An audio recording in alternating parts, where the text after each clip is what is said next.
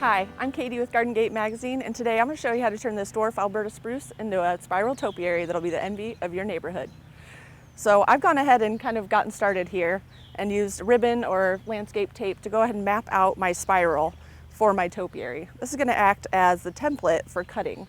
So basically I'm going to create some gutters in between where the ribbon is, and then the place where the ribbon is, that's going to stay extruded out. So that's going to kind of be where your spiral ends up. You want to go ahead and pick out a shrub that's nice and tall and full like the one we have here, and has a nice sturdy stem, because that's really going to act as the base for your topiary and to live on with good form. So you can choose, we have a dwarf Alberta spruce, you could go with an evergreen like a privet or a juniper.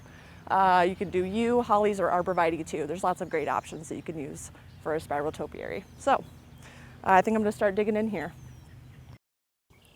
So to get started, I'm going to go ahead and start cutting some gutters into between where I have the ribbons laid out on the topiary. And as you can see here, we kind of have it broken into three main sections.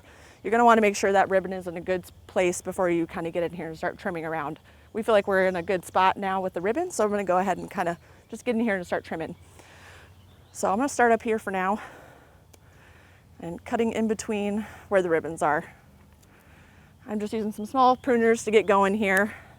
We'll upgrade to some bigger shears once we need to take out some more bulk. And you can kind of go light to start, feel your way through a little bit. You can always go deeper and edit as you go. Sometimes leaving a little bit more to start is not a bad idea. So you're creating a band. You're going to make sure you leave a band here along where the ribbon is, a little wider, a bit wider than where that ribbon is. So I'm going to move down here. I'm just going to kind of work my way through and just kind of feel it out as I go. So it's a little bit of a slow process, but you want to take your time. There's no need to rush it. You kind of just want to keep looking at things as you're going. So I like to kind of just keep visualizing where the spiral is going to kind of be. Just kind of work your way around. So if you're in here and you cut away too much foliage, don't worry about it too much. The pruning process of creating this topiary will actually encourage new growth. So it'll kind of fill in and you can shape to your ideal form later. And if you're a little nervous about jumping into this $50 to $100 plant and starting your topiary, you can always get a smaller shrub or plant to experiment on until you're confident to move up to this larger size.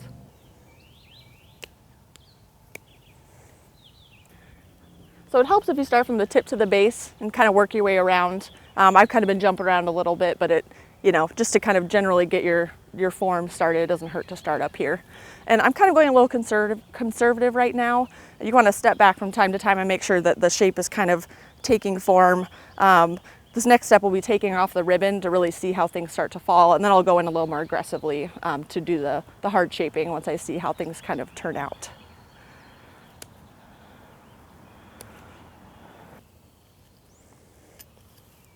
You know what, I feel like I'm at a good point. I'm going to go ahead and take the ribbon off and take a step back and just kind of see how the form is starting to take shape, and then go in and start doing some more detail work.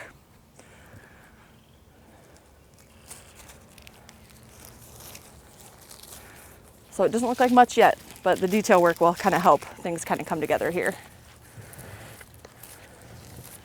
So now you're just going to go back in and kind of follow the contours you've already created and kind of go in a little deeper along where the grooves are and really start to define your topiary shape. And then the next step will be kind of rounding out some of this growth to give it kind of a really nice, unique or uniform look.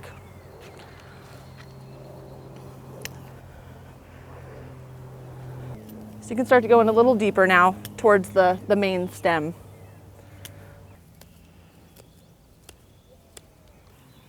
So I'm in here just trimming back all the way to the main trunk here, so you get a nice defined shape for your topiary. And really throughout the season, with a little bit of maintenance, it'll continue to grow in your spiral shape. You're going to want to resist the urge to prune a month or so before your first frost date, because the new growth will get zapped by the cold weather. When the spring comes around and new growth emerges, you can go ahead for another hard pruning to get your defined shape for your spiral topiary. All right, I'm going to spend some more time fine-tuning the shape of this spiral here, and then the fun part will be going to pick out a great container to show off the spiral topiary. I hope I've encouraged you to try this yourself.